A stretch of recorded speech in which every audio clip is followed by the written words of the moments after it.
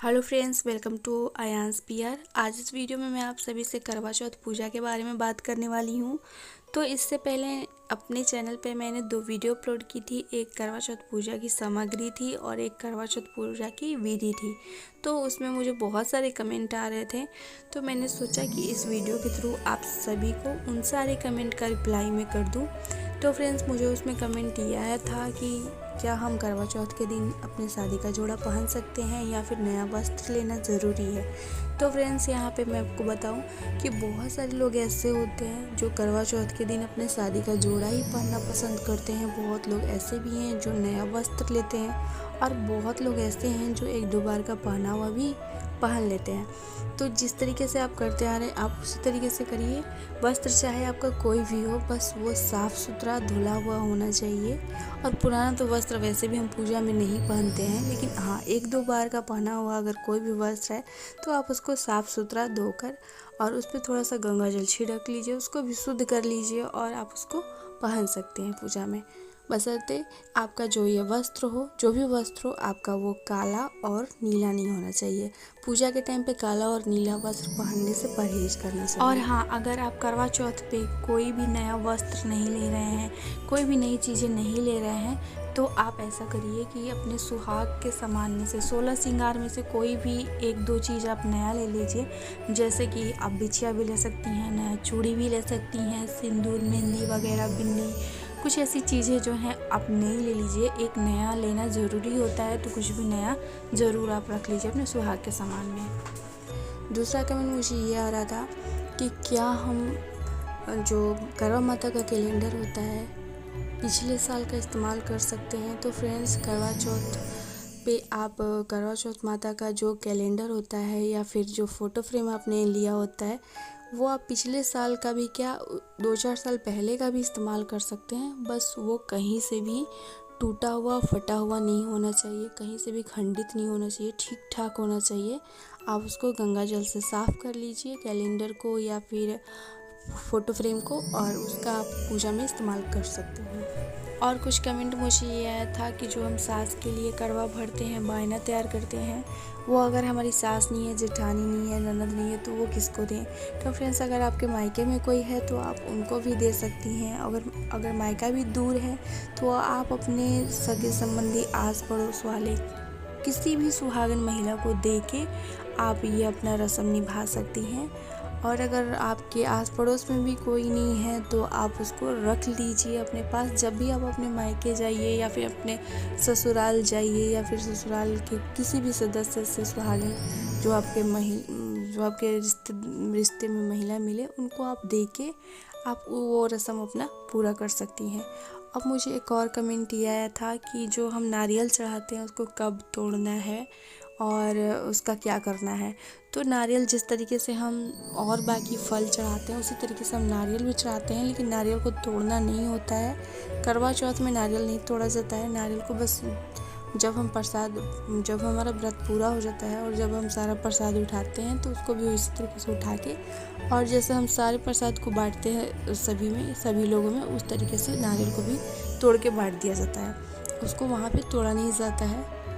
और उसके बाद मुझे एक और कमेंट आया था ये कि हम जो करवा चौथ में मिट्टी का जो 2 करवा इस्तेमाल में लाते हैं उसका हम बाद में क्या करें। तो उसका आप बाद में बहुत सारा यूज में ला सकती हैं। जैसे आप उसमें कोई ऐसी चीज़ है, ज़रूरत की चीज़ होती है जो आप उसमें रख सकती हैं, या फिर आप उसमें फूल वगैरह लगा सकती हैं, या फिर आप गर्मियों के दिन में चिड़िया वगैरह के लिए उसमें पानी रख सकती हैं। तो वो करवा साल भर तक रखा जाता है, मतलब 1 साल तक उसको घर में रखा जाता है। तो आप उसको घर में रख के किसी भी तरीके से यूज में ला सकती हैं। बस साल भर तक उसको अच्छे से रखा जाता है, टूटना नहीं चाहिए वो। करवे से जुड़ा एक और कमेंट मुझे आया था कि जो हम बायना तैयार करते हैं वो जो भी हमें पड़ोसी को या फिर सास जेठानी जिसको भी देना होता है, मतलब जिस भी सुहागिन महिला को देना होता है, क्या हम मिट्टी का करवा साथ में ही दें। तो अगर आपकी इच्छा होती है तो करवा के साथ में भी आप उनको दे सकती हैं, और अगर आपकी इच्छा नहीं है करवा रखने की है तो आप करवा रख लीजिए, लेकिन करवे के अंदर का जो अनाज होता है, जो मीठा होता है, जो श्रृंगार का सामान आपने जो कुछ भी लिया है, साड़ी, कपड़ा, दक्षिणा वगैरह, उसमें पैसे कुछ होते हैं, वो सारा आप बायना में जिनको भी देना है आप उनको दे दीजिए और करवा आप अपना रख लीजिए। अब किसी का सवाल ये भी आया था कि एक पीतल का होता है और एक मिट्टी का मतलब किसी के पास पहले से एक पीतल का भी करवा होता है। तो जो पीतल का करवा है आप उसमें चंद्रमा को अर्घ देने के लिए जल रख लीजिए, और जो मिट्टी का होता है उसमें आप सास का बायना तैयार कर लीजिए। और एक मुझे ये कमेंट आया था कि अर्घ देते समय क्या हम चाँद को देख सकते हैं। बहुत लोगों का कहना है कि चाँद को नहीं देखा जाता।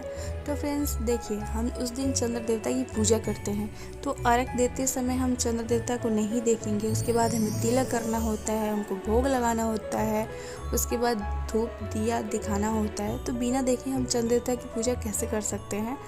तो ऐसा कोई ज़रूरी नहीं है कि नहीं देखना है, आप देख सकते हैं। और फिर हम चाँद जब निकलने वाला होता है तो छत पर ये भी तो देखने जाते हैं कि चाँद निकला या नहीं। तो देखने को तो हम उस टाइम भी देख ही लेते हैं चाँद को।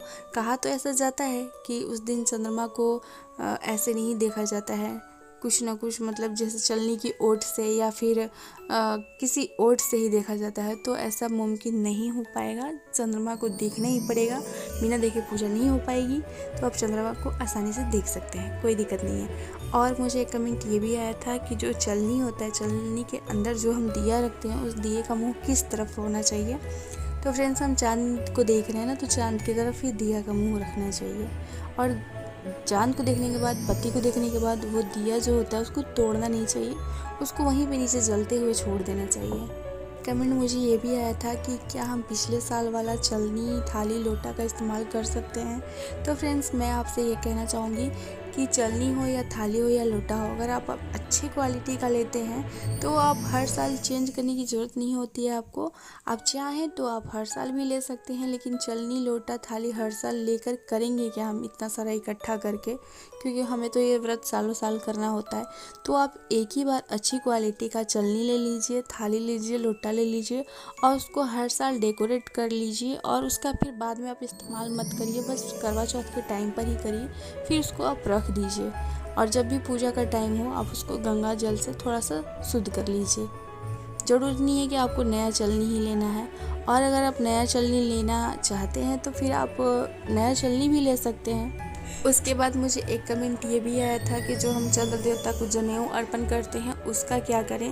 तो फ्रेंड्स जिस तरीके से हम करवा माता को श्रृंगार का सामान चढ़ाते हैं तो वो हम दान कर देते हैं, उसमें से 1-2 चूड़ी हम खुद पहन लेते हैं, बिंदी वगैरह एक लगा लेते हैं, बाकी सारी चीज़ें हम दान कर देते हैं। उसी तरीके से जो हम चंद्र देवता को जनेऊ अर्पण करते हैं वो भी हमें ब्राह्मण को दान में दे देना चाहिए।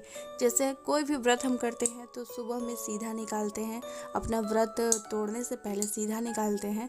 तो करवा चौथ में भी इसी तरीके से ब्राह्मण के लिए कुछ दक्षिणा निकाला जाता है, जिसमें करवा माता का श्रृंगार का सामान होता है, कुछ पैसे होते हैं और कुछ प्रसाद वगैरह, फल वगैरह होता है। तो उसी तरीके से उसी में आप जो चंद्रमा के लिए हम जनेऊ चढ़ाते हैं वो जनेऊ भी आप ब्राह्मण को दान में दे दीजिए। और मुझे एक कमेंट ये भी आया था कि करवा चौथ पूजा पूरा होने के बाद क्या हम रात में ही खाना खा लें। तो फ्रेंड्स ये व्रत सिर्फ 12 घंटे का होता है, मतलब सिर्फ दिन भर का होता है। चाँद को देखने के बाद ये व्रत हमारा जो होता है पूरा हो जाता है, तो उसके बाद खाना खा सकते हैं। बाकी बहुत लोग ऐसे भी होते हैं जो अगले दिन सुबह में खाते हैं, तो ऐसा कोई ज़रूरी नहीं है, आप उसी दिन खा सकते हैं। और खाने में बहुत लोगों का प्रश्न ये भी आता है कि क्या हम प्याज और लहसुन का इस्तेमाल कर सकते हैं। तो फ्रेंड्स देखिए, जिनको प्याज लहसुन पसंद है उनका तो व्रत पूरा हो चुका है, तो वो आराम से खाने में प्याज लहसुन का इस्तेमाल कर सकते हैं। एक और कमेंट मुझे ये आया था कि जो हम करवा माता को फल और मिठाई चढ़ाते हैं, क्या वो सिर्फ पति पत्नी ही खाते हैं या और घर के बाकी सदस्य भी इसको खा सकते हैं। तो फ्रेंड्स देखिए, जाहिर सी बात है कि ये व्रत हम पति के लिए करते हैं, तो जो भी प्रसाद है सबसे पहले पति को ही खिलाना चाहिए, पत्नी को खुद भी खाना चाहिए। उसके बाद अगर घर में कोई और भी मेम्बर है तो आप उनको भी दे सकते हैं, लेकिन सबसे पहले आपको पति को खिलाना चाहिए। और एक कमेंट मुझे ये भी आया था कि इस व्रत में क्या सरगी ज़रूरी है लेना। तो फ्रेंड्स देखिए, करवा चौथ का व्रत जो है इसमें सरगी बहुत ज़रूरी होता है और ये सरगी जो है सास अपने हाथों से तैयार करके अपनी बहू को देती हैं। लेकिन अब जब किसी का ससुराल दूर है या फिर वो ससुराल से दूर है तो ऐसा तो हो नहीं पाएगा, तो ये आप सरगी खुद भी तैयार कर सकती हैं। और इस सरगी में ज़रूरी होता है कि मीठा रखें, कुछ ड्राई फ्रूट रख लें, तो ये सब आपको ले लेना चाहिए। और सरगी लेने का सही समय होता है 3 से 4 बजे के अंदर। उसके बाद फिर कोशिश करनी चाहिए, क्योंकि उजाला हो जाता है तो कोशिश करनी चाहिए कि उजाला होने से पहले सरगी ले लें। तो फ्रेंड्स मुझे लगता है कि मैंने आप सभी के सारे कमेंट का रिप्लाई कर दिया है। अगर 1-2 रह भी गया है और कोई सवाल आपके मन में है तो मुझे कमेंट करिएगा, मैं उसका रिप्लाई ज़रूर करूँगी। और आज की ये जानकारी आप सभी को अच्छी लगी तो मेरी वीडियो को लाइक करिएगा, शेयर करिएगा और अगर मेरे चैनल को सब्सक्राइब नहीं किया तो सब्सक्राइब भी कर लीजिएगा। Thank you so much for watching my video. Happy करवा चौथ।